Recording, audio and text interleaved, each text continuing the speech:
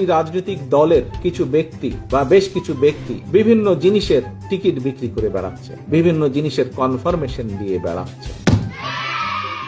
আমরা ধানের শীষে ভোট দিলে আমরা জান্নাত পাবো, এটা আমরা বলতে পারি। সেই প্রেসিডেন্ট জিয়া উত্তরসূরি তারেক রহমান, তার নাম তিনি উচ্চারণ করতে হবে, উঁচু করে করবেন। শহীদ রাষ্ট্রপতি জিয়া রহমানের নাম নিলে প্রতিদিন ব্যস্ত নিচ্ছে। বেগম খালেদা জিয়া যার নাম উচ্চারণ করলে মুখটা পবিত্র হয়ে যায়। জিয়া হাতে গড়া দল ধানের শীষে ভোট দিলে আপনারা অবশ্যই জান্নাতুল ফেরদৌস আশা করতে পারেন।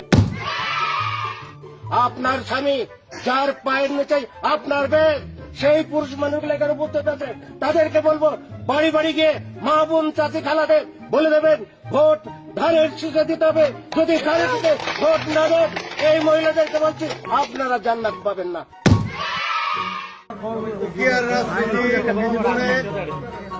আমি মক্কা মনে করি সাধারণ তুতুলির এই বাড়িটাকে। যারা পাল্লা মার্কে ভোট দিবে বরং এরা দুযোগে যাওয়ার সম্ভাবনা বেশি। বিভিন্ন বাড়িতে যাইয়া আমাদের ধানের শীষের পক্ষে কথা বলবে। নেতা হযরত ওমর রাদিয়াল্লাহু আনহু চার খলিফার এক খলিফা, আমার নেতা শহীদ প্রেসিডেন্ট জিয়া রহমান চার খলিফার মতো একজন, আমার নেতা তারেক রহমান, হযরত আলী রাদিয়াল্লাহু আনহু, আমার নেতা মা ফাতেমা বেগম খালেদা জিয়া। আমরা মদিনা ইসলামের চর্চা করি, আমরা মদিনা ইসলামে বিশ্বাস করি।